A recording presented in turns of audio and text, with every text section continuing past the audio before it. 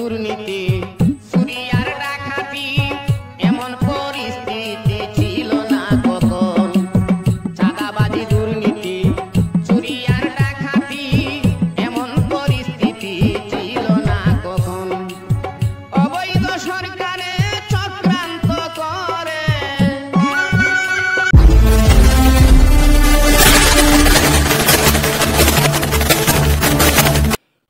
সুপ্রিয় দর্শক, আপনারা দেখছেন ভয়েস অফ ক্যালকাটার পরিবেশনা।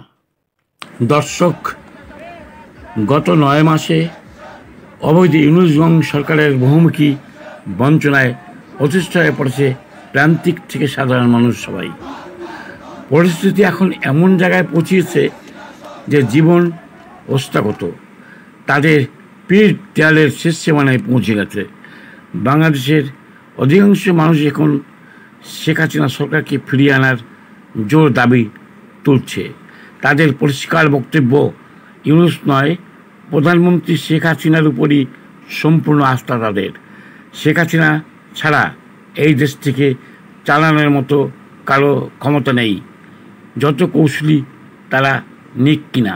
শেখ হাসিনার শাসনকালে বাংলাদেশের সাধারণ মানুষ ব্যক্তি স্বাতন্ত্র্য নিদারুণ সুখে শান্তিতে জীবনযাপন করছিল। যে বৈষম্য বিরোধী কথা বলে আন্দোলনের নামে অবৈধ সরকার নামের জগদ্দল পাথর অভিশাপ হয়ে বসেছে, তাদের আমলে বৈষম্য হাজার গুণ বেড়েছে। শেখ হাসিনার সময় কোনো বৈষম্যই ছিল না। এই ভণ্ড অবৈধ সরকারের জাতাকলে আমরা দিন দিন শেষ হয়ে যাচ্ছি। তারা জানায় 2024 সালে কিসের স্বাধীনতা আনলো তারা? 1971 সালে স্বাধীনতা এনেছে বঙ্গবন্ধু শেখ মুজিবুর রহমান। অন্য কোনো স্বাধীনতা আমরা মানি না, আর কোনোদিন মানব না। সাধারণ মানুষের অকুতোভয় বক্তব্য এমনটাই আভাস দেয়।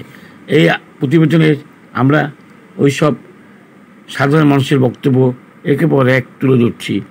দর্শক, আপনারা দেখে থাকুন সেই সকল সাধারণ মানুষের সীমাহীন বঞ্চনা সম্বলিত বজ্রকণ্ঠের আহাজারি। আমাদের নিউজ চ্যানেলটি আপনাদের ভালো লাগলে লাইক, শেয়ার, কমেন্ট ও সাবস্ক্রাইব করে আমাদের উৎসাহিত করুন। Voice of Calcutta. যে আন্দোলন হলো, ছাত্র আন্দোলন, আদৌ খুব বৈষম্য দূর হয়েছে? আমি তো দেখি প্রত্যেকটা সেক্টরে, প্রত্যেকটা ক্ষেত্রে এখনো সেই আগের থেকে আরো বেশি বৈষম্য চলছে। স্বাধীনতা পেয়েছি, দ্বিতীয় স্বাধীনতা, এটা বলা যাবে না। ন্যূনতম লজ্জাবোধ থাকলে এরকম কথা বলতে পারে না কোনো শিক্ষার্থী, বলতে পারে না যদি তার মৌলিক কোনো শিক্ষা থাকে। বাংলাদেশ আওয়ামী লীগ ঐতিহ্যবাহী সংগঠন, স্বাধীনতা সংগ্রামের আগের থেকে, ভাষা আন্দোলন থেকে এই আওয়ামী লীগ সংগঠন ঐতিহ্যবাহী সংগঠন। আমি চাই না যে এই সংগঠন নিষিদ্ধ। যদি ন্যূনতম কারো লজ্জাবোধ থাকে এরকম কথা বলবে না যে স্বাধীন করেছি, সংস্কারও করবে। যে বিভিন্ন সরকার পারে না কেন? কিসের সরকার বসাইছেন আপনারা? কিসের স্বাধীনতা আনছেন আপনারা? তাই তো, কিসের স্বাধীনতা? বলেন তো, দ্বিতীয় স্বাধীনতা আনছেন, কিসের স্বাধীনতা? স্বাধীন দেশ কয়বার হয়? কিসের স্বাধীনতা? স্বাধীন তো একবারই হচ্ছে 71 সালে। সেই স্বাধীনতা 24-এ আবার কিসের স্বাধীনতা? যদি দেশ যদি দ্বিতীয়বার স্বাধীন হয় তাহলে আমরা জিম্মি কেন? কেন আজকে আমরা জিম্মি? সবার কাছে কেন জিম্মি? আজ পুলিশ প্রশাসন কেন জিম্মি? সেনা প্রধান কেন জিম্মি? রাষ্ট্রপ্রধান কেন জিম্মি? বাংলার সাধারণ নাগরিক কেন জিম্মি? কিসের কারণের জন্য? কিসের দেশ আপনারা চালান? হ্যাঁ, কি দেশ চালান? দেশ আপনারা দশ করে দিচ্ছেন, আজকে বলতেছেন দেশ। কিসের দেশ আছে? দেশ কি বাংলাদেশ আছে? শুধু বাংলা না, একবারে গুলি করে মাইরা আলাম। এই না, সব কিছু দাম বাড়াই না, তাহলে আমরা কই যাবো? আমি একজন প্রতিবন্ধী, আমার কোনো কর্ম নাই, তারপরে আমি 200 টাকা তেল খাম করতে কে দেবো? আমারে কেজি হিসেবে খাবো। আর এই মুহূর্তে আমরা শেখ হাসিনারে মিস করতেছি।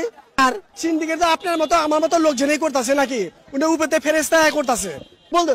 মানে আমরা মানুষ না। আর লেবু দেন, লেবু আপনাকে 60 টাকা খালি, তার মানে 220 টাকা ডজন। এটা কি হয়? গত 3 দিন আগে আমি লেবু কিনছি ডজন 60 টাকা করে। সেই লেবু আজকে 220 টাকা। আমরা কোন দেশে আছি? প্রত্যেকটা জিনিসের মূল্য কমে যায়, আর বাংলাদেশে তার উল্টা চিত্র কেন? বাংলাদেশে দেখেন আপনার তেলের সমাতি করতেছে, আপনার তেল আগে। আচ্ছা, আমার একটা কথা, আওয়ামী লীগের আমলে তেল খাট ভরে রাখতো, পালং ভরে রাখতো, জাহাজ ভরে রাখতো, এখন তেল কোথায় যাচ্ছে? এখন তেল কেন সংকট? আবার তোরা মানুষ হ, আমরা মানুষ হই নাই এখনো। বন্যার টাকা 12 কোটি টাকা থেকে 10 কোটি টাকা উধাও করে দেন। কত সুন্দর আমাদের দেশ, কত সুন্দর আপনাদের সমন্বয়। যাদেরকে জুতাতে পিটাইলেও মান সম্মান আমাদের ক্ষয় হবে, আপনাদের না। যাদের বাবা মায়েদের ধিক্কার জানাই যে সমন্বয়করা, সার্জিস আলম, আমি নাম উল্লেখ করে বলতেছি, সার্জিস আলম, হাসনাত আব্দুল্লাহ, নাহিদ, এই নাহিদ তো আরেক চোর। এর মধ্যে যেটা গণতন্ত্রের বিষয়, যাদের ক্ষমতার আসার ইচ্ছা ছিল তারা হয়তো ওনাকে সরাই দিয়ে আরেকজন আসার চিন্তা ভাবনা করতেছে, কিন্তু এটা স্বাধীন কখনো হয় না। এটা তো আমি বললাম যে এটা আমি বলবো না যে বাংলাদেশ স্বাধীন হয়েছে, এটা ক্ষমতার লোভে একজনকে সরিয়ে আরেকজনকে বসাইতেছে। এর একবার হয়েছে, এটা গল্প শুনেছি 71 সালে স্বাধীন হয়েছে বাংলাদেশ। হ্যাঁ, এটা তো বললাম যে 24 এটা আমি স্বাধীনতা কখনো দিব, কারণ এটা অন্য দেশের সাথে আমরা যুদ্ধ করি নাই। আমি কেমনে বলবো এটা বাংলাদেশ স্বাধীন হয়েছে? এখন এটা বিষয় হচ্ছে, যেমন আগে সরকার ছিল, যে শোনা যাইতেছে আগে সরকার নাকি অনেক দুর্নীতি ছিল, দুর্নীতির কারণে ও সরকারকে সরিয়ে মনে করেন একটা অবতরণ সরকার বসে গেছে, তত্ত্বাবধায়ক সরকার, যে ওনার থেকে ইনিও ভালো চালাইতে পারবে এই আশা কিন্তু উনি বসে গেছে। কিন্তু এখন যেটা দেখা যাইতেছে যে ডক্টর ইউনূসও পারতেছে না, দেশ আগের থেকে অনেক পিছিয়ে গেছে।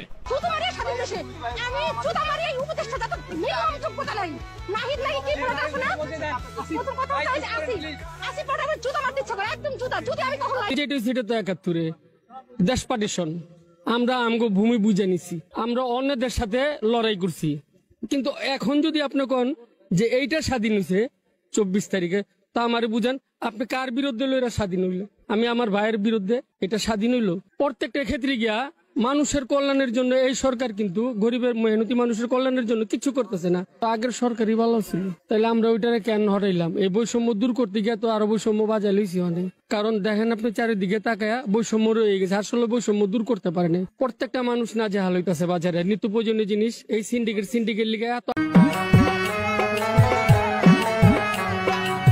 চাঁদাবাজি, দুর্নীতি, চুরি আর ডাকাতি, এমন পরিস্থিতি ছিল না কখন। চাঁদাবাজি, দুর্নীতি, চুরি আর ডাকাতি, এমন পরিস্থিতি ছিল না কখন। অবৈধ সরকারে চক্রান্ত করে, অবৈধ সরকারে চক্রান্ত করে, বাংলাদেশটারে গোটাইল পতন। ভাইরে বাংলাদেশটারে গোটাইল পতন। শেখ হাসিনা স্বাগতম, শেখ হাসিনা স্বাগতম।